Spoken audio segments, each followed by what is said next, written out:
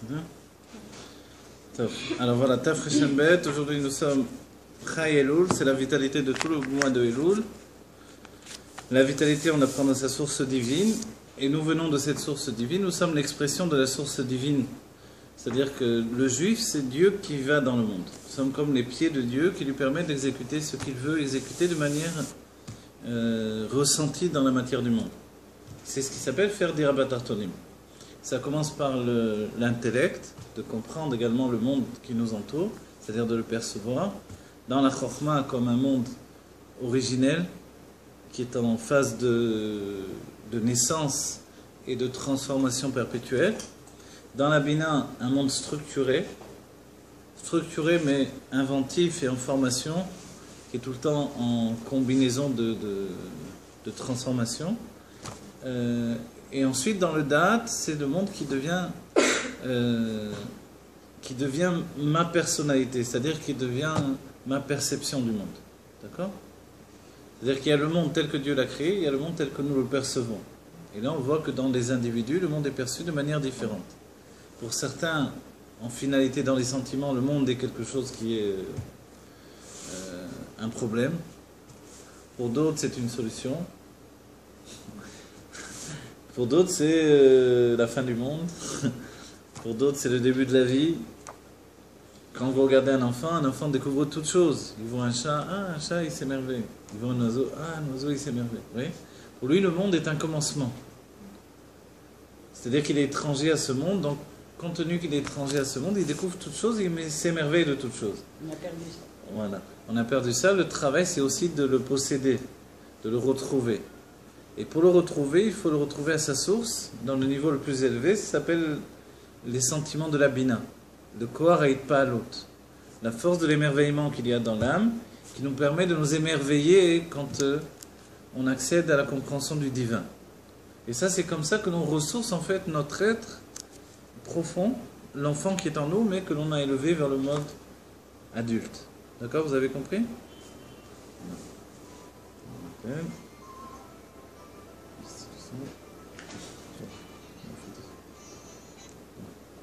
Voilà. Chai Elul, c'est la vitalité de tout Elul. C'est-à-dire que la vitalité de tout ce qui est engagé pour concrétiser la Géoula. Puisqu'aujourd'hui, notre vie, c'est concrétiser la Géoula. Chai Elul, c'est la vitalité dans ce travail-là.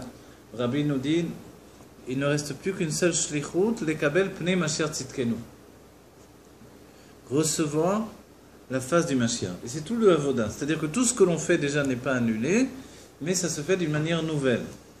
On étudie la Torah pour recevoir la face du Mashiach. C'est pour ça que, par exemple, dans notre cours, on avance toujours les choses vers la Géoula. Comment on est lié à ça par la Géoula, comment dans la Géoula on va vivre les choses, comment on va voir les choses.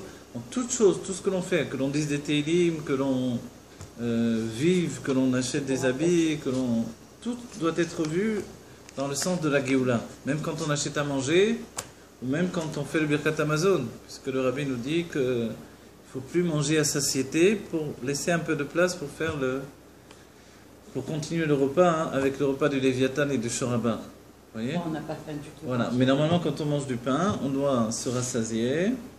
Et après, seulement on fait le Birkat Amazon. Vous voyez ?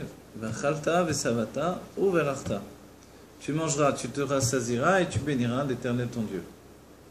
On mange, c'est le pain. On se rassasie, c'est l'eau que l'on boit après le repas. Donc si l'on ne boit pas finalement pendant le repas ou à la fin du repas, c'est pour laisser la place pour le repas de Léviathan.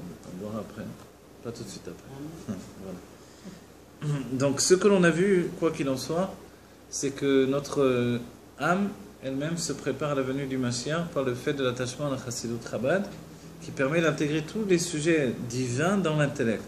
Et de cette manière-là, d'élever toute la nature de notre construction intérieure. Vous voyez ? Il y a dans la Chassidut ce qui s'appelle, et c'est une définition chassidique importante, les Shanot Teva Midotav. Changer la nature de nos sentiments. Et non pas les Shanot Midotav Ativim. Et non pas les sentiments naturels. La nature des sentiments et non pas les sentiments naturels. Les sentiments naturels, c'est ce qui apparaît dès la naissance, par le biais du travail de l'âme animale. Donc de manière naturelle, par exemple, quelqu'un vous dit je suis comme ça, j'ai toujours été comme ça. Moi, quand je m'énerve, je le dis. Moi, quand ça me prend la tête, j'explose. Moi, oui. Ça, c'est les sentiments naturels. La nature des sentiments, c'est ce qui est réinventé par l'intellect. C'est-à-dire des sentiments qui ont été réinventés par l'intellect. D'accord? Donc en fait, une personne ne peut plus dire, d'après le dévoilement de la Chassidut Chabad, ne peut plus dire c'est pas à mon âge que je vais me changer, moi je suis comme ça. Oui? Quand ça me démange, je me gratte, quand ça, on me monte les nerfs, il faut que je hurle. Vous voyez, des trucs comme ça. Et pourtant, beaucoup vivent à ce mode-là. Des gens, des hommes par exemple, ne peuvent pas se retenir de critiquer, de dire ouvertement à leur femme tout ce qui leur passe par la tête, parce qu'ils sont francs, c'est comme ça, sinon ils se sentent comme des menteurs, etc. Et inversement, la femme et leur mari, etc. Un ami, un autre ami. Donc en fait, il faut savoir diriger sa vie, non pas par des sentiments naturels. Les sentiments naturels sont liés au tohu, au désordre, qu'ils entraînent toujours vers la brisure des réceptacles. La brisure des réceptacles, c'est ressenti par le fait qu'on n'arrive pas à s'exprimer. Pourquoi je n'arrive pas à m'exprimer? Parce que j'ai une sphira takelim. Une brisure de réceptacles. Vous voyez? Les réceptacles, ce sont les mots, les lettres du langage. Comme les enfants et comme des adultes qui sont bloqués par les sentiments. Vous voyez? Quelqu'un qui n'arrive pas à dire ce qu'il veut dire, n'arrive pas à transmettre ce qu'il veut transmettre, etc. Parce que les sentiments l'étouffent. Vous voyez? Il a trop de colère, il a trop de peine, il a trop de... Donc en fait, il est toujours en train de remuer au-dedans de lui ce qui se passe et il est incapable de le dire. Alors on a dit deux choses. À chaque fois, vous avez vu, on dit une chose et son contraire. Celui qui jette tout à la figure, celui qui se mange de l'intérieur. Les deux sont pas bien. Et là, ce qu'il faut, c'est arriver à cet équilibre de l'être qui va faire les choses par la réflexion, qui va être capable de dire parce qu'il a réfléchi. Parce que finalement, il sait que c'est bien de dire au moment où il faut dire. Il sait que qu'il y a des instants, il vaut mieux ne pas dire également. C'est comme on dit, c'est ta tête qui doit commander et pas les sentiments. Voilà, exactement. Tout ça, voilà, exactement. Tout ça, ça va avec l'idée de que le sechel cholet à la lèvre, que l'intellect dirige le cœur. Ça nous a l'air extraordinaire, mais le début du Taf Rechamen nous dit que selon le Tanya, c'est comme ça que Dieu nous a créés, pas autrement. De la même manière, Dieu nous a créés d'une manière où l'âme divine gouverne l'âme animale. Pourquoi finalement c'est pas ce qui se passe au quotidien? Parce qu'on s'est habitué différemment jusqu'à l'âge de 13 ans. Vous voyez, ou de 12 ans pour les femmes. Donc comme on s'était habitué différemment, l'habitude, ergel nasta teva, l'habitude est devenue donc une seconde nature. Et cette seconde nature, elle fait office de vérité absolue. Et on en revient à ce que l'on a dit tout à l'heure. C'est pas à mon âge que je vais me changer. Moi j'ai été éduqué comme ça, et c'est comme ça chez moi, et je suis comme je suis. Ce genre de réponse, c'est bien pour les prisons. Oui, où on n'évolue pas, où on chute de plus en plus. Mais dans un monde qui veut se libérer, dans un monde qui veut accéder à la Géoula, on ne peut plus dire ces choses-là. C'est vrai que j'ai envie de lui casser la figure, mais je vais lui serrer la main, je vais dire ça va, tout va bien. Voilà, on peut faire ça. On n'est pas pour autant hypocrite. On serait hypocrite si c'était une seule nature qui régnait au-dedans de moi. Alors oui, on serait un vrai hypocrite. Je pense blanc, je dis noir. J'ai envie de le traiter de tout et je lui fais un compliment. Quel genre de personne tu es? Oui. Alors en fait, le problème c'est que, comme il y a une lutte, etc., qui vient de l'extérieur et qui pénètre dans mon âme animale et qui m'entraîne, qui monte au cerveau et qui m'entraîne vers des choses qui ne sont pas moi en réalité, et ma nature, elle vient de Dieu, donc c'est une nature bonne à faire le bien. Donc tout ce qui est mauvais ne peut pas être ma personnalité profonde de l'âme. Donc pour accéder à cette profonde personnalité profonde, je dois absolument réinventer ma personnalité par des habitudes de Bdusha, et ce qui commence par le fait de gouverner mon être d'après l'intellect. Tant que je ne gouverne pas mon être d'après l'intellect, alors évidemment, je ne suis pas véritablement dans la racine même un chassid Chabad, mais également je n'ai pas réussi à faire ce que l'on attend de moi. Donc je dois au moins être en route pour ce travail-là. D'accord? Donc je ne peux plus exploser tous les 5 minutes et m'en prendre à tout le monde parce que j'ai les nerfs, etc. etc. Vous voyez? Sauter sur un inconnu parce que c'est l'autre qui m'a énervé, et l'autre, je ne peux pas m'énerver sur lui, si c'est ma femme, si c'est mon patron, si c'est ma belle-mère. Alors je m'en prends au premier venu. Ça arrive, il y a des gens qui réagissent comme ça exactement. Vous voyez? Donc voilà, il dit c'est toi qui vas prendre pour tout le monde maintenant. Voilà. C'est toi qui vas prendre pour tout le monde. Ça, c'est exactement ce qu'il y a de plus tôt dans la personnalité. Donc il y a un innocent qui va payer pour les autres. Donc dans la structure de l'être, il faut se réorganiser. D'accord? Voilà. Chai Elul, c'est la vitalité de Elul, donc c'est la vitalité de ce qui fait que je suis attaché à Dieu et que je me prépare pour Rosh Hashanah. La préparation à Rosh Hashanah, c'est l'élévation vers la compréhension que Dieu a créé le monde. Il a créé dans le sens où il a créé mon monde personnel, Bishvili Nivra Olam, dans mon chemin à moi personnel, Bashvil Sheli, dans mon chemin, le monde a été créé. Et comme dans mon chemin, le monde a été créé, c'est avec ma nature que je vais servir Dieu. On le répète, c'est quelque chose qu'on en a étudié. Et pendant Elul, je dois revenir à moi-même. Je dois arrêter de m'éparpiller. Si mon âme a été exilée tout au bout de la terre, alors Dieu va nous rassembler. L'Allemand Ramsay nous dit comment on peut dire nous rassembler alors qu'on a parlé d'un individu. On rassemble plusieurs personnes, pas un individu. Et il explique que c'est parce que des parcelles de notre âme sont éparpillées dans le monde. Vous voyez? Regardez, on donne une pièce d'argent. Dans l'argent, on a fait pénétrer un peu de notre âme. Cette pièce, elle va partir, elle va faire le tour du monde. Vous voyez? Etc., etc. Tout ce qui va circuler d'un endroit à l'autre. Mais partout. Alors, on est partout. Tout est partout. Voilà.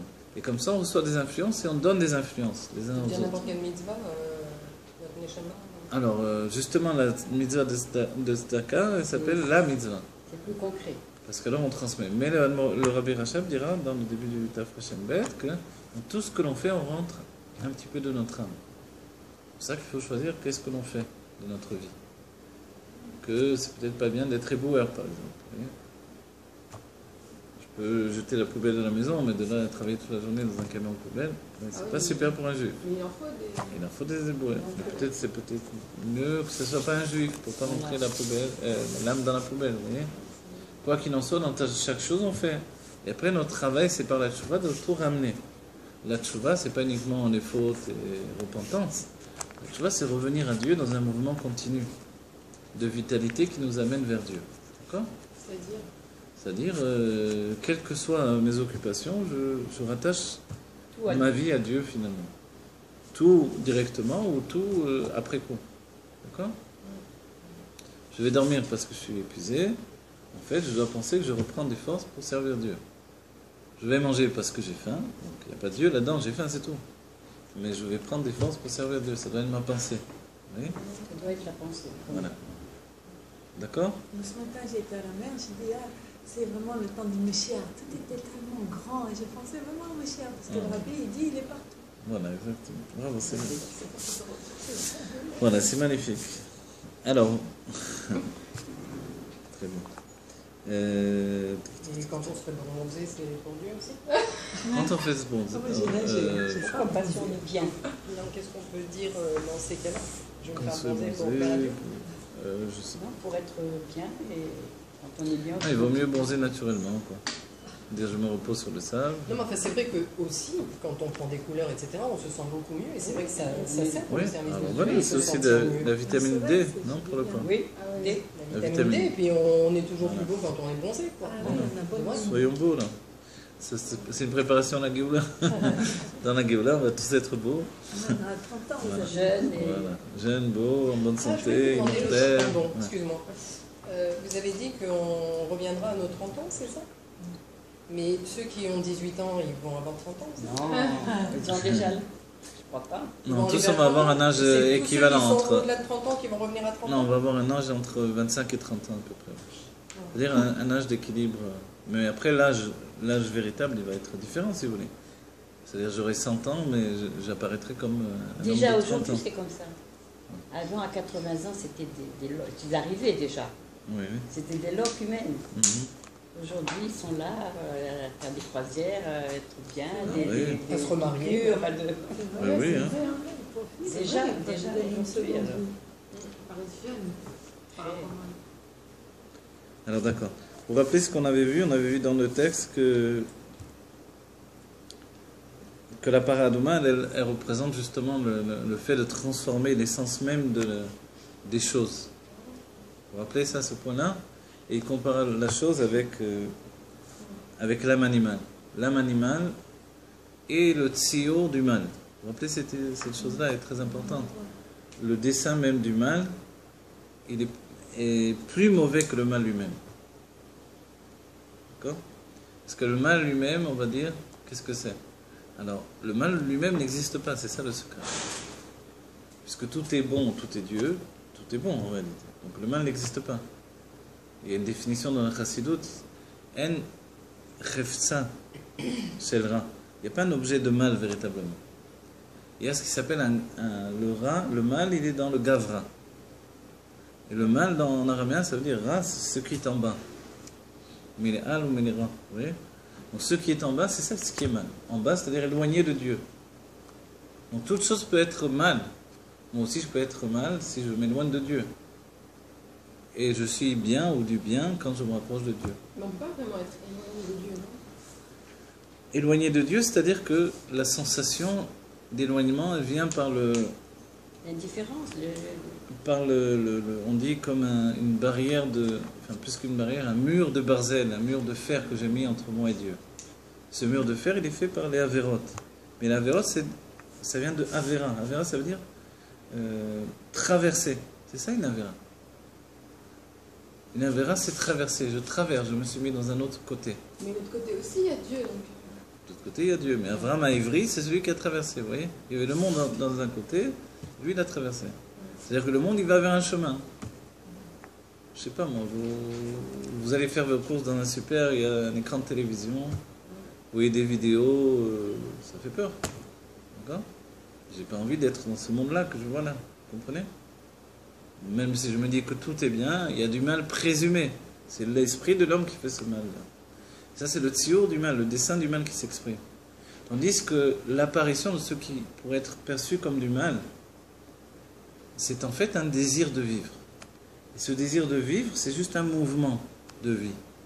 Ce mouvement de vie doit être dirigé vers le bien. Donc si je brûle l'image du mal qui est en moi, c'est ce que l'on a étudié, dans l'âme animale, il ne reste plus que le désir de vivre. comment on le brûle? Comment on brûle l'image du mal en remplaçant cette image par du bien. Voilà, on le brûle parce qu'on le repousse. Déjà. C'est comme ça, l'idée de brûler, c'est comme brûler la paradouma. Parce que la paradouma, ça représente aussi l'âme animale. Vous voyez, le veau d'or.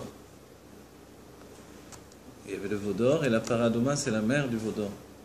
Elle vient enlever ce que le veau d'or a apporté dans le monde. On était immortel à Matan Torah. Il n'y avait plus de maladie, on avait retrouvé le niveau d'Adam Rishon avant la faute. Il y a eu le veau d'or, on est retombé dans la mort à nouveau, etc. Donc vient la paradouma, la vache rousse, qui vient donc expier la faute du veau d'or. Son fils a fait des ravages, elle vient expier la faute de son fils. Oui. Donc elle s'offre, et c'est pour ça que c'est un sacrifice, dans le sens, on va dire, premier du mot. Elle se sacrifie pour le mal qui a été fait par son fils.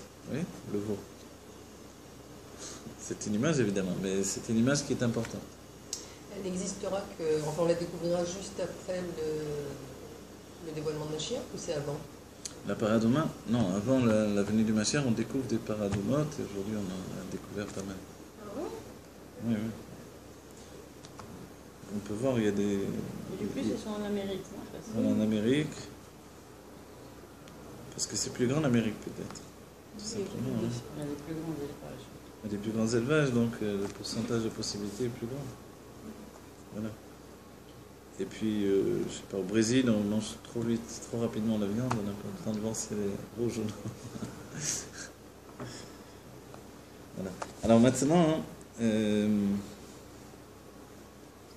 j'essaie de retrouver, c'est pas mon texte. Il est tout blanc, tout neuf. C'est pas mon livre. Ouais. Voilà. Veye nishar rak האפר, היינו, עצם כוח המתהווה, הפשוט, כמו שהוא, בלי שום ציור. Vous voyez? Il ne reste plus que la poussière. C'est ça l'idée de la paradouma. Et avec le mal qui est en nous, on brûle le dessin du mal. Il ne reste plus que le koach amitave apashut, c'est-à-dire le désir. Le désir tout simplement, le désir originel, qui n'a pas encore de tio. C'est-à-dire je désire, mais je désire quoi? Vous comprenez? Comme le Baal Shem Tov dit, quand on a faim de Dieu en fait. On croit qu'on a faim de nourriture. Les tzadikim savent qu'ils ont faim de Dieu. Alors nous, on court vers la nourriture. Mais pas que ça, on court aussi vers un cours de Torah, on court vers une étude, vers nous élever, etc. Donc on peut ressentir quand même cette proximité. Alors quand on a faim, on fait un télim, c'est bien. C'est bien, oui. Je sais pas. Et on fait Il y a- les brachot, c'est aussi Il y avait c'est pour ça qu'on a faim. voilà, le Faire Tanya des rapporte brachot. Ah ouais, oui. ouais, ouais. Le minag le minag des tzadikim de s'affamer un peu après la prière, avant de manger, pour repousser les limites, vous voyez. Bon, nous, on n'a pas besoin, parce que la prière, on pense à manger, mais... Donc on fait déjà, on est au bout des limites déjà. Au bout de la limite. Non, tout est différent dans notre génération, parce que tout est difficile, tout est mis sur une nefesh. Tout est un don de soi. N'importe quoi que l'on fasse, le monde est tellement méboulbal que quand un juif arrive à prier, c'est extraordinaire. Quand il met les tulines, c'est comme s'il a sauvé la République. Quand, vous voyez, je sais pas, n'importe quoi. Tout est extraordinaire, vraiment. Même si on est là. Aujourd'hui, on va acheter du vin. Quand j'ai pas pris Eter Mechira, c'est merveilleux. Oui. Vous comprenez, tout est une génération où, si je choisis pas, je chute, quoi.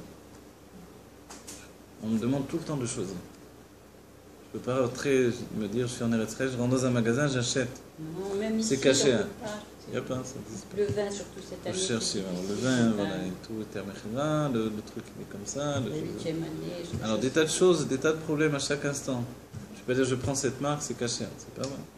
Mais la Ça, bracha, c'est justement caché, à pour l'autre ça, côté, c'est faire, la bracha, c'est faire intervenir l'intellect que devant toute chose, il faut d'abord réfléchir avant de faire ce qu'on doit faire.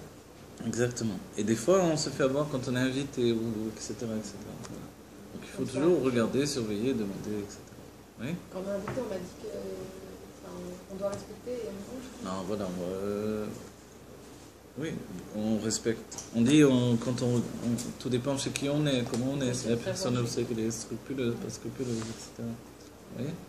Donc dans ce cas-là, oui. Mais ça arrive des fois, vous arrivez, vous croyez que les gens, et puis par erreur, ils vous donnent quelque chose, il n'y a même pas d'air cher, parce qu'ils sont trompés. Aujourd'hui, c'est des fois compliqué. Et alors, qu'est-ce qu'on fait?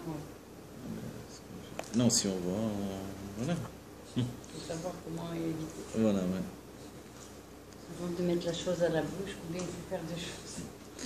Voilà. Vezeo shemitzvot paraduma aïta be'eliezer davka, aïta be'elkut be'eleazar, on a dit, pardon, pas Eliezer. Eleazar, quel oser. Vous vous rappelez, qui tavo letaer mesayim, qui aba letaer mesayim lo, לבכדי לצאת מטומאה לטהרה, צריכים עזר וסיוע מלמעלה. וזהו כל עוזר. Voilà. Qui brûlait la paraduma, c'est le fils d'Aaron, Eleazar. Et son nom, il veut dire quel, donc Dieu, la tribu de Chesed, Ozer qui vient aider. Donc en fait, il vient nous aider. Et ce que dit le Rabbi Rachab, c'est que quand on vient vers Dieu pour les terres et tatsmenu, voilà, par exemple, on essaye de trouver quelque chose de caché, de manger caché, de faire tout bien, Dieu nous aide. D'accord ? Voilà. Quand on vient vers Dieu pour se purifier, Dieu nous aide à nous purifier. Et il ne faut pas désespérer de nous-mêmes. C'est-à-dire que même si on chute entre-temps, il ne faut pas se dire, alors, ça va, chuter, non, on ne chute pas. On se reprend, on remonte, etc. D'accord ? Valider העבודה פרדומה, ממשיכים מלמעלה, מבחינת מים חיים כמו שכתוב, ונתן מים חיים. Voilà. Et par le travail de la paradoma, on continue d'en haut ce qui s'appelle Maïm Chaim, les eaux de vie. Et l'eau de vie, c'est ce qui a trait à la... Vous vous rappelez Tal Triya, Tal Torah. À Matan Torah, on est tous morts au moment où Dieu s'est dévoilé, c'était trop puissant. C'est le moment où Dieu nous a donné l'âme divine, mais cette âme divine, elle a une clotte en effet au moment du dévoilement de Dieu, c'est-à-dire elle s'est englobée dans la Elokut Bechazara. Et Dieu a donné Tal Triya, Tal Torah, donc une rosée des résurrections, une rosée de Torah, et l'âme s'est réintégrée dans le corps. Donc la Torah, elle a ce travail-là. C'est ce qui va faire qu'on va être immortel. D'accord? Que Dieu va jeter sur nous des maïm chaim. Il va enlever la mort en fait, c'est ça? Il va enlever la mort pour l'éternité, il va effacer les larmes sur tous les visages. Il n'y aura plus que des larmes de joie. Parce que là, il y aura un sens, il n'y a pas la mort. Bien sûr, il y aura un sens. Dans le Dvar. Puisque Dieu est immortel. Le fait qu'il y ait la mort, c'est ça que c'est insensé C'est ce qu'on totalement. dit. C'est pas normal, puisque Dieu est immortel et que nous sommes un chelek lokam imal, mamash. Donc on devrait être immortel. On est immortel, mais comme on n'a pas conscience de cette immortalité, on vit à un autre degré. On vit en dessous de notre réalité juive. Oui? Mais jamais on vit ce qu'on est, hein. Jamais on vit ce qu'on est. On vit toujours à côté. Voilà, c'est pour ça qu'il faut étudier pour se remettre à niveau, retrouver le vrai niveau qui est le nôtre. D'accord? Et à ce moment-là, s'élever vers la vérité qui est en nous. Quand ça sera descendu dans notre nature, puisqu'il y a Mouskal, Mourgaj et Moukba, ce qui est étudié, compris, ce qui est ressenti et ce qui est intégré assimilé dans mon être au niveau naturel, quand ça arrive dans le niveau naturel, ça y est, je suis devenu immortel. Il faut d'abord l'étudier, le comprendre, Non, mais ils ne vont pas s'ennuyer. le ressentir, et après arriver à tous les... C'est le ressentir. qui est Non, on ne va difficile. pas s'ennuyer de parler de ça. On va découvrir Dieu, on va découvrir le monde. Mais l'égoïme aussi, ou bien que... L'égoïme, une grande Après- partie, les sonnés Israël, ceux qui ont la haine du peuple juif et qui sont nés pour faire le mal, vous voyez, il y a des gens qui pensent qu'à tuer, ceux-là ils vont disparaître seulement avec la lumière de la Géoula. Et après, Chassidé Olam Olam, ceux qui ont vécu pour le bien quand même, parce qu'il y a aussi des goyim comme ça, qui ont sauvé des juifs, qui ont fait du bien entre eux, autour d'eux, ceux-là vont rester dans la Géoula et ils vont accéder à des niveaux d'élévation. Oui. Benar Ben Me'ashana Yamut, quand ils atteindront l'âge de 100 ans, ils vont mourir. C'est pas une mort kepchoto, nous dit le Rabbi. Ils vont mourir, c'est-à-dire ils vont chuter par rapport au fait que les birourim qu'ils ont travaillé, parce qu'eux vont commencer un travail des birourim qui leur appartient. Donc ils vont faire un travail pour relever les étincelles qui vont leur permettre de s'élever au niveau de l'homme. Et ensuite ils vont avoir une chute en atteignant le niveau supérieur et ils vont se recommencer à nouveau. Et nous, on a déjà passé ce stade-là de travail pendant l'exil, donc on n'aura pas besoin de faire ça. Vous voyez, leur mort, elle n'est pas véritable, c'est juste une chute de niveau. C'est le passage d'un niveau à un autre niveau, il y a toujours un niveau intermédiaire, comme nous-mêmes. On a un peu évoqué ça la dernière fois aussi. Quand on s'élève de niveau, on a le ressentiment de la chute. D'accord? Parce qu'entre le yesh anivra, le yesh amiti, il y a le ein amsei. Entre l'existence créée et l'existence véritable, il y a le néant intermédiaire. D'accord? Donc ce néant intermédiaire fait que l'on ressent une chute. Quand on s'élève, on ressent la chute. C'est normal. Toujours. Toujours. C'est pour ça que dans la Géoula, on pourra toujours s'élever de niveau en niveau. C'est pour ça que les tzadikim vont faire tchouva. Aussi, même Pour être en phase d'élévation véritable par rapport à leur niveau précédent. Donc ils vont devenir des balais de tchouva. Et nous allons devenir des tzadikim.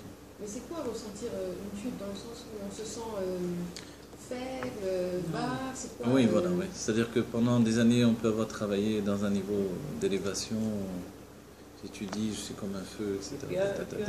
Puis paf, t'as plus envie.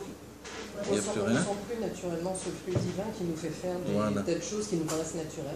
Exactement. Et Donc, là, ça devient de très gros efforts pour lutter contre les... voilà, pour faire le minimum syndical du service de Dieu, ça devient très difficile. Et à ce moment-là, en fait, on doit savoir qu'on n'est pas, comme on a pu le croire, en chute de niveau par rapport à ce qui était précédemment, mais on est arrivé à la fin du niveau précédent et on entame le niveau d'élévation supérieure, lequel est toujours précédé par un sentiment de chute. Comme un escalier, si vous Pour voulez. mieux se relever. Voilà, l'escalier, il y a la marche qui monte, mais il y a aussi une descente. Ça monte, ça descend, ça monte, ça descend. Vous voyez? L'escalier est comme ça. Donc c'est toujours ce que nous ressentons.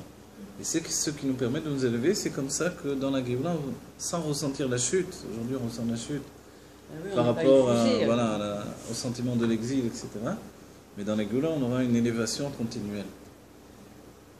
Une élévation de niveau en niveau, de niveau en niveau, de niveau en niveau. D'accord? Pas de limite. Pas de limite, et ça va être la chose la plus intéressante du monde, la plus merveilleuse du monde. De s'élever.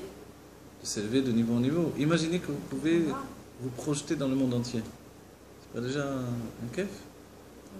Je sais pas. Je sais pas comment vous dire. Vous pouvez être là maintenant, tout à coup, avec votre corps, vous vous promenez, vous découvrez tout le monde entier, des fleuves, des lacs, des montagnes, des déserts, des choses.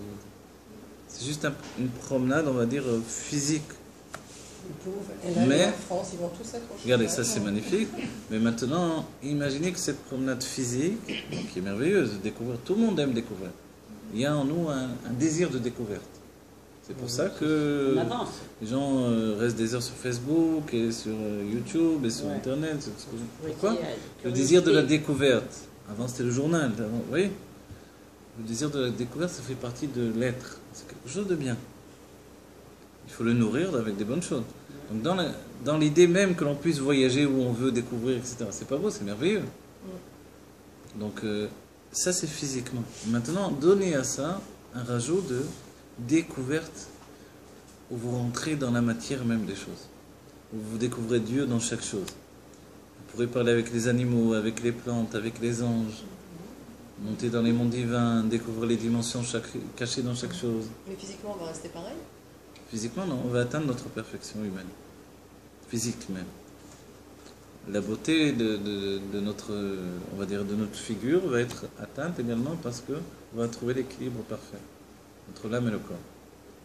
C'est-à-dire que notre visage aujourd'hui reflète Il rayonnera plus que Oui, aujourd'hui le visage reflète, on va dire, la lutte entre l'âme et le corps. aujourd'hui. Aujourd'hui, et quand l'on atteint la perfection de la Géoula, on sera Mais tous serein. merveilleux. Plus que serein, c'est-à-dire que serein, c'est vrai, mais une sérénité qui va donner une beauté naturelle totale. Vous Oh, voyez? c'est bien, j'ai pas besoin d'aller faire la chirurgie esthétique, c'est génial. Voilà, exactement. Je vais attendre. C'est super. Mais oui, c'est Mais notre corps, il va se promener ou notre âme? les deux. Ah, Le les corps deux. est supérieur à l'âme. Donc le corps va atteindre sa perfection. C'est-à-dire que ça n'existera plus d'avoir Mal au trop de ventre, ou d'avoir mal au dos, ou d'avoir... Vous voyez? Ce sera Ben, beau, en comme bonne ça, les santé, particules, musclé. maintenant qui peuvent aller à droite et à gauche, qui peuvent être à Voilà, deux exactement. endroits ça, différents. tout ça, Exactement. Ce que l'on va vivre dans la Géoula. On pourra être à plusieurs endroits en même temps également. Le mec, là, il est super. Oui, exactement. Grave. D'accord? Écoute, Cécile. Maïm ou prinat chokhma ou maïm chaim ou prinat makor chokhma. L'eau, c'est la chokhma. Et le pain, c'est la chokhma, la sagesse divine. C'est la source même du pain. Et c'est pour ça qu'on dit que le pain rassasie l'homme. Et l'eau, elle vivifie l'homme de l'intérieur. Vous voyez? Maïm karim al nefesh haïfa. De l'eau fraîche sur une âme fatiguée. Quand vous êtes fatigué, vous buvez de l'eau fraîche, ça vous... C'est un retard. Voilà. Pourtant, on dit qu'il faut boire un café chaud à la sortie de Shabbat, c'est bien Ah oui. pour la santé aussi. Mhm. Le sang chaud. Ouais. Pour la Non, santé, mais c'est vrai, ça mieux de... modifie, hein, quand L'eau, on- l'eau, Ouais. c'est la vie. Pour la santé, c'est mieux de boire de l'eau tiède. Ouais. Mais ceci Le dit, matin, surtout à jeun. ceci dit, ça dépend des personnes, etc. Certaines personnes ont trop de gouverotte intérieure, ils ont besoin de boire de l'eau glacée tout le temps. Trop de bourreau, De rigueur colère, intérieure, de de feu. rigueur, alors ça Le rafraîchit. corps est trop chaud tout le temps, Ça donc rafraîchit. ils ont besoin de refroidir le corps. comme ça. Et moi, j'aime pas trop le froid, ça veut dire que Ah oui? j'ai pas trop. J'aime Ah, pas trop le vous froid. n'avez pas trop. Moi aussi, je préfère température ambiante. Ambiance, mais, oui. Et chaque fois qu'il y a, Par ils contre, viennent chez quand on moi, a les très enfants, chaud il n'y a jamais d'eau extérieurement. frigidaire, il n'y a jamais Le d'eau. rabbi, le rabbi Rayatz, buvait jamais de l'eau fraîche. Même en plein été, même quand il faisait très chaud. Moi aussi. Et le rabbi a été pour servir un verre d'eau fraîche, il a vu le rabbi Rayatz qui lui a dit que comme ça, en fait, il avait été transmis par son père, de ne jamais boire de l'eau fraîche. Je vais Alors leur que de dire l'eau, aux enfants, ils m'énervent. Ah, il avait moi je jamais peux pas chaud. faire un truc comme ça par exemple. Parce Il n'avait pas chaud. Non, mais c'est vrai que c'est Je mauvais brûle pour la à santé, l'intérieur, l'eau fraîche, c'est hein. bon. Déjà, ça attaque l'estomac direct. De quoi? L'eau trop fraîche. Ça attaque l'estomac. Surtout après, tout de suite après manger. Alors, Ah, mais c'est vrai, moi j'ai toujours bu. Mais là, même en plein été, hein, je prends La température bouteille toujours ambiante. à côté de moi. Je bois frais quand je suis chez d'autres Chaque fois, ils personnes. me font Mais... une histoire, tu n'as jamais d'eau frigidaire. Et l'eau, ça représente la Moi aussi. L'eau, ça représente la chokhmah. Comment, Et Maïm Chaim, l'eau de vie. Pas l'eau de vie, c'est l'eau de Oui, vie. l'eau de vie qu'on fait au On peut café. faire les Chaim, les Chaim et les Bracha. Mais l'eau de vie, l'eau de la vie, Qui donne la vie. ça vient de la source même de la chokhmah, de la sagesse. Et ça ressuscite. Ça, c'est vrai. On peut vivre sans manger, mais pas sans boire.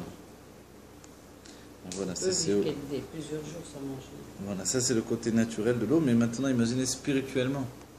Si on n'a pas d'eau de la Torah, une eau comme celle-là, une eau qui nous vivifie, on meurt.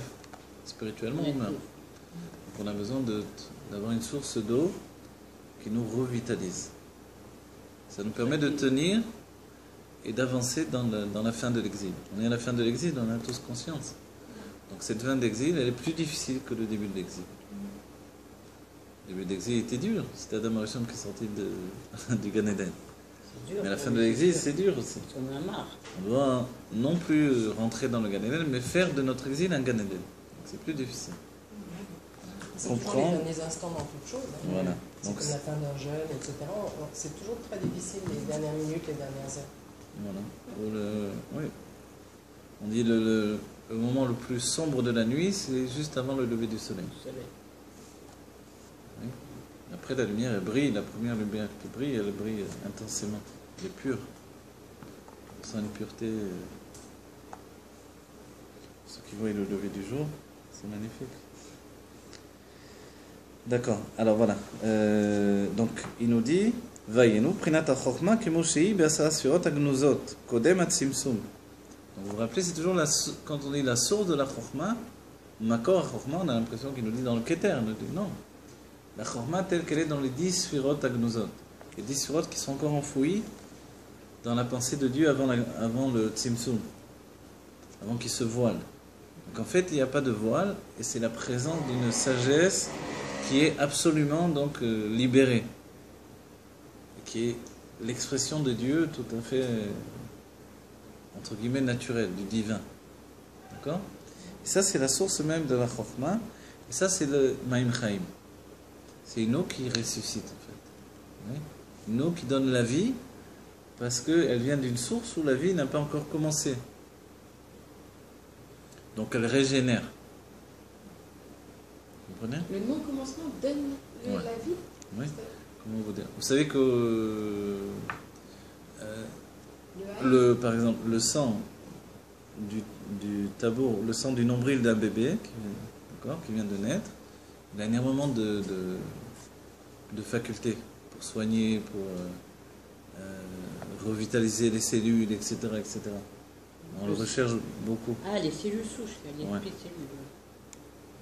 Il y a des maladies où on ne On peut les se cache, guérir mais que on les grâce préserve, on les- à ça. Oui. Grâce au sang du nombril d'un bébé qui vient de naître. On les cache. Voilà. Alors, les femmes qui accouchent, on leur demande il faut qu'elles fassent une demande particulière si Ça elles coûte veulent, d'argent. elles veulent le garder pour le donner justement à des gens qui ont des maladies incurables et qui ne peuvent être guéris que comme ça, ou des greffes osseuses ou des choses, vous voyez. Pour que le sang s'adapte. Pour les Voilà. autres, pas pour l'enfant. Voilà, quand on fait une greffe osseuse, par exemple, il faut que le sang puisse s'adapter à la nouvelle greffe. Il faut les Et grâce au sang du tabour de l'enfant, qui est un recommencement de la vie, un commencement de la vie, disons, alors ça, c'est quelque chose qui permet. Donc on voit physiquement des choses. Donc imaginez de manière spirituelle, le commencement de la vie, c'est en fait non pas la vie projetée comme une vie concrète, mais l'idée même de la vie. C'est le commencement de la vie. L'idée de la vie, c'est ce qui s'appelle Makor Chaim, Maim Chaim. Vous voyez? La source des eaux vives. Voilà, je crois que c'est la vraie traduction. Les eaux vives. D'accord? C'est bon? Et d'ailleurs, on le tient maintenant, le cordon ombilical. Depuis quelques années, ils ont décidé de ne pas le couper tout de suite et de le laisser au moins 2 minutes. Et après Ah, voilà, pour que... Parce que même pour l'enfant, c'est mieux qu'il ne soit pas coupé tout de suite. Ah, voilà. Pour des raisons de santé d'ailleurs. Voilà, Bien exactement. sûr. Voilà, ou même il y a sur l'enfant, sur le corps de l'enfant, il y a une sorte de gel. Ok. Ouais. On n'a pas un liquide, mais un gel qui est sur le corps de l'enfant. Il n'est pas propre l'enfant quand il naît. C'est pour ça qu'il essuie, il l'a pas. Voilà. Mais quand ce gel qui est sur son corps le protège de toutes les maladies de peau, en fait. Il faut le laisser un petit peu avec ça pour qu'il puisse après être immunisé contre les allergies et les maladies de peau, Maintenant, etc. ils le savent. Alors, ils le savent, mais c'est pas pour ça. Autant qu'ils le font. Si la mère ne demande pas, ça aussi, ils veulent tout de suite laver l'enfant. Je vois qu'il essuie. Dans les... Maintenant, le Dera des Rebbeim, quand on lave l'enfant, quand il sort du ventre de la mère, ou même avant même de le laver, il le mettait dans un tissu particulier qui était transmis de rabbi en rabbi. Vous voyez ? Et en fait, le tissu dans lequel on enveloppe l'enfant, ça représente un tissu originel qui est relié à la bina, au malbouche de la bina, au vêtement de la bina. Ouais. Donc la première couverture que l'on met sur l'enfant, Mais à l'hôpital, il le jette. ça fait rien, c'est pas le vêtement lui-même, c'est ce qui l'occasionne de spirituel sur l'enfant. Ouais. C'est tout de suite le ressentiment de la bina dans sa source divine. Et ça, c'est quelque chose qui accompagne la personne pour toute sa vie après. Ça donne un sentiment de sécurité pour toute la vie. Oui, tout ça pour dire que la chose, quand elle est faite à l'origine, elle a une valeur bien supérieure à ce qu'elle sera après. Oui. Donc cette valeur, imaginez quand on parle, ça c'est la source divine à partir de la naissance. Imaginez avant la naissance. Imaginez avant même la conception. Imaginez avant même, on va dire, la conception spirituelle. Avant même l'idée de la création, etc. C'est de ça qu'on parle constamment ici dans ce livre, pour nous rattacher à cette source qui est l'afflux de vie en fait. Ouais. Avant même que Dieu ait pensé. Néant. Voilà, le néant. On parle de néant si vous voulez. Soi-disant. Voilà, le néant c'est tout ce qui n'est pas perceptible par l'intellect. Alors on lui donne une définition de néant. ראינו, בחינת החוכמה כמו שהיא בעשרה ספירות הגנוזות, כל נאם הצמצום, שהחוכמה היא במדרגה גבוה ועליונה בעצם, וגם יש בה האור שבהתאחדות והתכללות כולם. Non seulement la chokma à ce moment-là, la sagesse est dans un niveau le plus élevé qui soit, mais il y a aussi une lumière générale qui a jailli de l'essence de Dieu. On est encore à proximité de l'essence de Dieu. Vous voyez ? Tout le teirou il a, tout ce qui se passe avant le tzimtzum. Donc c'est pas un mode temporel, le temps n'est pas encore inventé. Tout ce teirou-là, la pureté supérieure, ça s'appelle avant le tzimtzum. Alors pourquoi ça s'appelle la pureté supérieure? C'est parce que justement on est à proximité de l'essence de Dieu. D'accord? Tout commence avec l'essence, et l'essence elle n'a pas de définition. Et ce sont des vêtements sur l'essence qui vont habiller ce qui jaillit de l'essence également, l'infini véritable qui jaillit de l'essence. Et tout va aller vers la limite par le biais du tzimtzum, tout va se limiter, se réduire, s'enfermer. Le Etzem, c'est ce qu'on appelle le Etzem. Voilà, Tzmout, le Etzem, et après finalement on aboutit au monde matériel, et dans le monde matériel, curieusement, de nouveau on est plongé dans l'essence. Alors qu'on est au niveau le plus séparé qui soit. Le plus éloigné qui soit, le plus bas qui soit, mais comme la matière ne pouvait apparaître que par la présence de l'essence, alors finalement on est plongé dans l'essence elle-même. C'est ce qu'on a en nous. C'est ce qu'on a en nous, c'est ce qui est dans le monde, et plus particulièrement en Eretz Israël. Ils sont où les On voiles? est resté Israël. Ils sont où les voiles alors autour de l'essence? Les voiles, ils viennent par le biais du tzimtzum. Et en fait, c'est une série de tzimtzumim. Donc de voilements les uns après les autres, des plus spirituels au plus on va dire, ressentis dans l'être. C'est-à-dire au-dedans de nous, on a des voiles qui nous empêchent de faire ci, de faire ça, de comprendre ci, de comprendre ça. Notre travail, par le biais de l'étude, c'est d'enlever tous ces voiles, les uns après les autres. Se dévoiler. La Géoula, c'est ça. Géoula, c'est le contraire du voile. Mais c'est dévoiler, justement. La Géoula, c'est dévoiler. Enlever les voiles qui nous cachent de Dieu. Faire travailler tous les neurones qu'on ne peut pas travailler en ce moment. On a Également. 10% Voilà. neurones qui- Arriver à utiliser tout le système. Tout ça, c'est à cause d'un voile. Tout ça, c'est à cause de D'un voile. Enfin, voile des- spirituel. deux voiles. Voilà, Deux de plusieurs voiles. Mais quand on dit voile, on a l'impression que c'est. C'est léger. Quelque chose de rien. C'est pas plus que ça aussi à enlever. Vous voyez, Ouais, je sais pas, on dirait que c'est quelque chose comme une plume, quoi. mais ces voiles, ça nous fait passer dans une autre dimension. C'est ça qui est extraordinaire et terrible. Ouais. Mais, en même temps, voilà, comme vous avez dit, c'est rien à enlever, en fait. Alors comment ça se fait que ça. Si on est un être intelligent, dès que l'on a décidé une chose, ou dès que l'on a compris une chose, on va dire, on a retiré un voile. C'est ça. Je comprends, disons, je parle des Sarah sur On voit plus Otagnosot. clair. On a donné l'image de la Géoula, où on pourra même comme vous dites, on pourra se séparer en plusieurs personnalités, c'est-à-dire en plusieurs niveaux, et dans plusieurs endroits en même temps, vous voyez. Mais c'est ce qu'ils On font pourra maintenant. scinder nos cellules et se retrouver dans tous les... C'est rien, voilà. Est-ce que c'est aussi par rapport au Gilgulim précédent? Il y aura aussi les Gilgulim précédents qui Qui seront réapparaîtront. eux aussi avec leur personnalité? Voilà, qui sera- exactement. Les Gilgulim précédents, c'est moi, et c'est moi dans un autre état de vie également. Puisque c'est une autre composante de Maneshama. C'est un ordre différent. Dans la Gematria, vous comprenez, puisque Oui, la oui, Gematria, elle définit que donc, les choses, dès qu'elles ont une nouvelle valeur numérique, elles sont différentes. Donc là aussi, la même chose. C'est-à-dire, j'ai une nouvelle valeur numérique d'une vie à l'autre. D'après le nom, la valeur. D'après le nom, d'après des tas d'autres éléments qui sont pas que le avec nom. le nom, la naissance, etc. etc. Vous voyez? Voilà.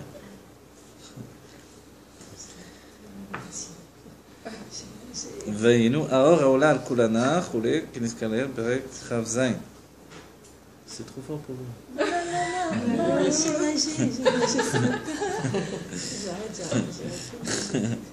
גם יש לומר שעל ידי זה ממשיך מבחינת עצמות אור אינסוף הבלי גבול שנמלא משורשי האורות בשורשן ומקורן הראשון.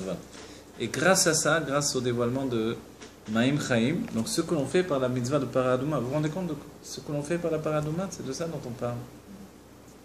Et c'est ce qu'on va vivre dans la Géoula. La Géoula va aussi passer par le fait qu'on va être purifié par la Paradouma et on va monter dans le Beth Amikdash, rentrer dans le Beth Amikdash. Monter parce que c'est élevé et rentrer parce que c'est intégré. Pnimi, Ve'elion, vous voyez? Voilà, dedans. Nifnim, Khadarim, Metor Khadarim, dedans et dedans et dedans, on va découvrir l'intériorité de Dieu.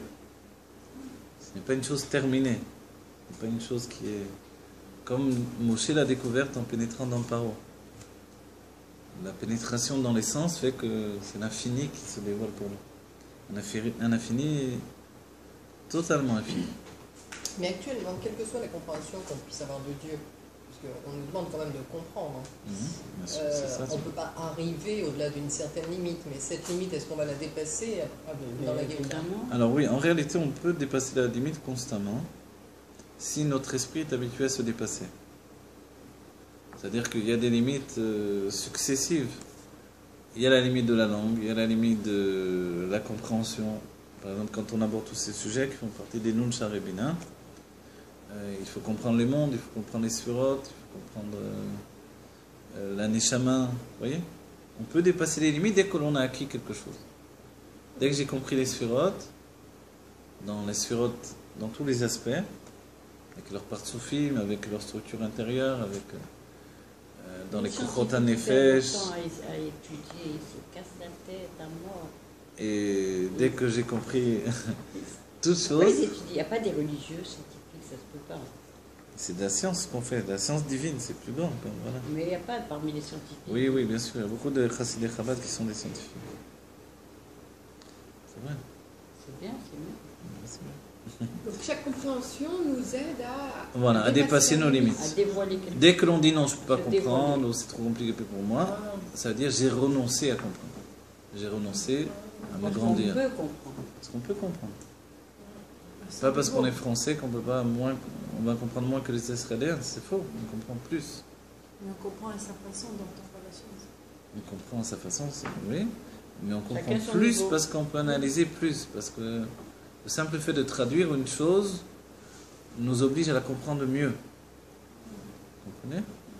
C'est-à-dire que quand c'est ma langue et que je l'utilise et que du coup je crois que j'ai compris, je crois que j'ai compris beaucoup de choses. Oui. je crois. Mais est-ce que je suis capable d'expliquer? Alors, je n'explique pas parce que je pense que c'est Bédérami mêlé, c'est naturel de comprendre ça. Mais quand on travaille sur la compréhension, on s'aperçoit que non. Est-ce que celui qui est obligé de traduire la chose, il est bien obligé de la comprendre, sinon il ne peut pas la traduire. Oui. C'est bien alors de t'avoir et de traduire. Exactement. Donc, C'est comme ça vous que les avez Rébim gagné ont deux toujours langues, étudié. Le Baal Shem Tov étudiait comme ça, les Rébim. En fait, le peuple juif étudiait comme ça.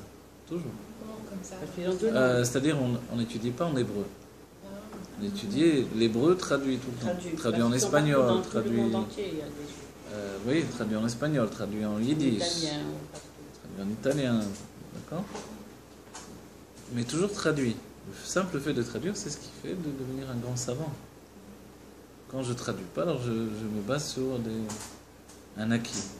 Cet acquis-là, il fait que mon esprit En traduisant, a moins de- on comprend des choses même, voilà. on n'avait pas compris. il y a moins d'élasticité. ויש לומר שזהו בחינת שורשי האורות כמו שאין לפני הצמצום.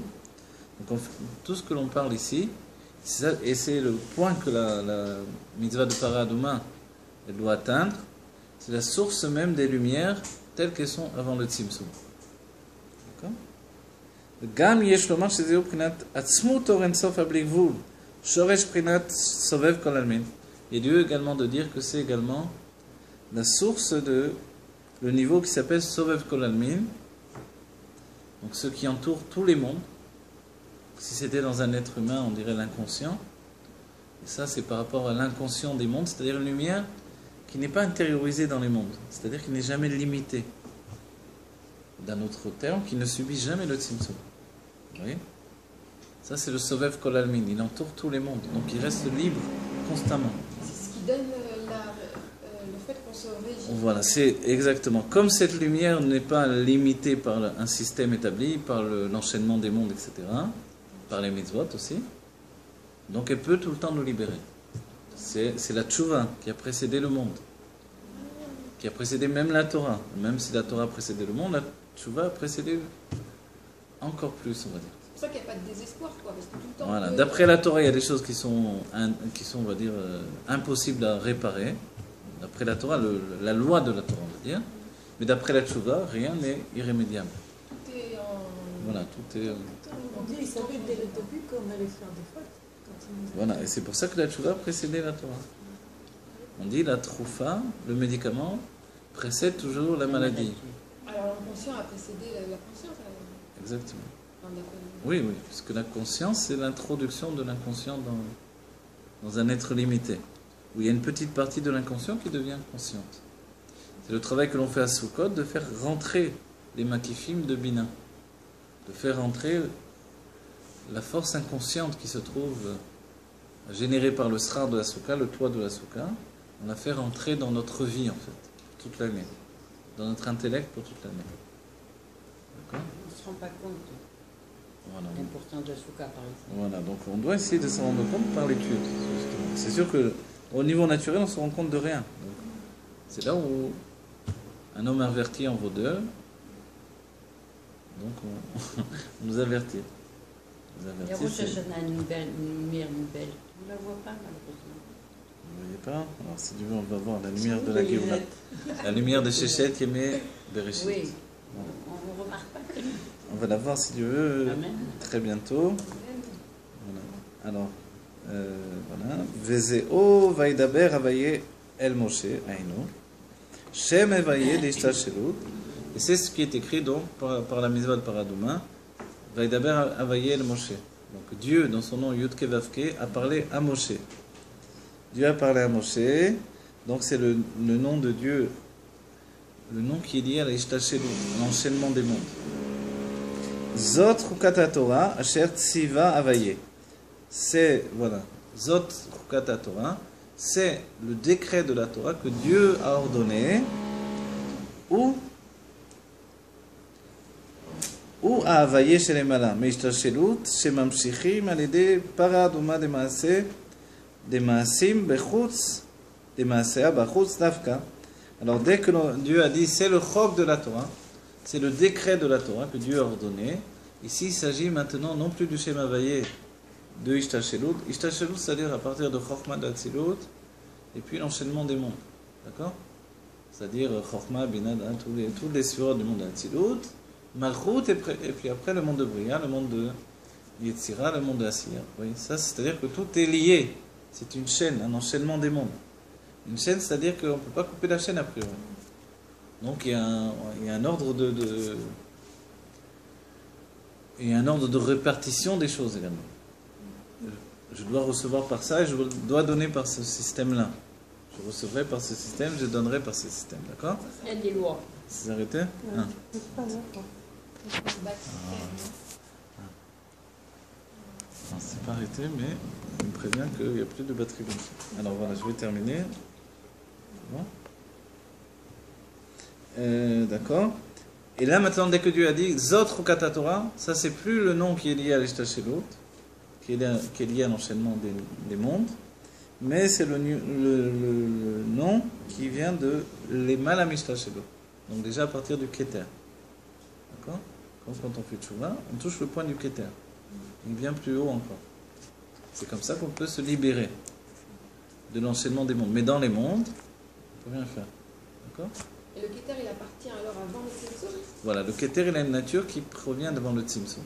Timut Atik, Atik c'est la chaîne Ataka, c'est comme un niveau qui est reporté, un recommencement de ce qui a précédé le Tzimtzum. C'est ça l'idée de Atik. C'est pour ça que la Géoula vient de Atik, la Chassidut vient de Atik également. Pour nous libérer de l'exil en fait. Zot Chukata Torah Sher Tzivah Vaye, chez les Manam Ishtashelut, chez Mamshichim, à l'aider Paradouma. Et ça, on peut le continuer que par la Paradouma, des Maasea Bachut. Que son action de la Paradouma, elle est à l'extérieur du Beth Amikdash, lequel représente le Seder Ishtashelut. Le Beth Amikdash représente tous les mondes. Le monde de Bria et de Serasia, c'est pour ça qu'il y a des degrés. Kodesh Kodashim, Kodesh, Ezrat Nashim, etc. Vous voyez? Donc tous ces niveaux, ça représente les mondes. D'accord? Voilà. Kodesh Kodashim, l'intériorité, c'est le Keter. Après, on est déjà dans le Kodesh, c'est Atzilut. Vous voyez? Quand on dit maintenant en dehors, c'est vraiment en dehors. En dehors de tout le Seder Ishtashelut. C'est pour ça que la Paradouma est faite à l'extérieur. Donc sur le mont des Oliviers qui est juste en face. De l'enchaînement. Voilà, de l'enchaînement et de, on va dire, de l'obligation du décret de la Torah qui nous dit que puisqu'Adam Arishon a fauté, on est obligé de mourir. On est obligé d'avoir l'impureté de la mort. Alors, il faut sortir de ça. Voilà. Donc on fait la Paradouma. Pourtant c'est un décret de Dieu, de la Torah elle-même. Mais la Torah, c'est comme le klal et Yotse mina klal. Une généralité et ce qui sort de la généralité. Je ne sais plus comment dire en français. Alors, concrètement, Dieu ne veut pas qu'on subit la faute d'Adam Arishon? Voilà. Dieu a un décret de la Torah qui fait que l'on subit toutes les fautes qui ont été. La faute d'Adam Arishon, la faute du veau d'or. Et on dit que Dieu, il a voulu un peu la faute. Oui, il a voulu tous ces niveaux-là. Et en même temps, il nous donne en même temps, toujours, il a de pouvoir nous libérer de tout ça. Il fallait qu'on refuse, qu'on ne le fasse pas, même qu'il... Non, c'est une autre chose. Ce que l'on a fait, on a bien fait. Et maintenant, parce que c'est difficile à vivre, mais on a quand même bien fait. D'accord? Et au bout du compte, même si c'est des fautes, même si par la Torah on dit on ne peut pas faire ces choses-là, mais dans la volonté qui dépasse la Torah, Dieu voulait que l'on fasse tout ça, y compris Adam Arishon. Et après, finalement, on doit réparer tout ça. La réparation, c'est pour cette réparation que le monde est né. Par la réparation des fautes dans ce monde-ci, on répare Zeranpin qui se répare de la Shfirat HaKelim. On répare les sentiments divins, lesquels se réparent de la brisure des réceptacles dans le monde de Tohu, qui étaient les sentiments d'avant l'intellect. Vous comprenez? Les sentiments naturels dont on a parlé tout à l'heure, par exemple, qui sont enracinés dans le Tohu. De manière naturelle, je suis plus généreux que de manière intellectuelle. Je donne la tzedaka d'après mon âme divine, je suis moins généreux que quand je la donne par mon âme animale. Pourquoi? Parce que mon âme animale, elle a plusieurs raisons d'être plus généreux. Comme par exemple, s'il y a du monde, je vais donner plus. Parce qu'on me voit donner. Si voilà, je vais acheter là, monter la Torah, alors je vais dire un chiffre plus grand parce que tout le monde entend, etc. L'âme animale, il prend son compte. Vous voyez? Et du coup, elle est raffinée de cette manière-là. Tandis que l'âme divine, elle n'a pas besoin de donnera en cachette, elle s'en fiche totalement. Vous voyez? Elle n'a besoin d'aucune raison pour donner. Parce qu'elle sait que c'est une mitzvah. Vous voyez la différence? Donc en fait, on sera plus généreux avec l'âme animale qu'avec l'âme divine. Donc des gens qui ne sont pas religieux a priori, encore, de manière dévoilée, bien que tout le peuple juif est déjà très religieux, en fait, on voit qu'ils sont plus généreux, quelquefois, que ceux qui sont religieux. Hein, quelquefois, je dis. Parce que voilà, c'est une autre optique des choses.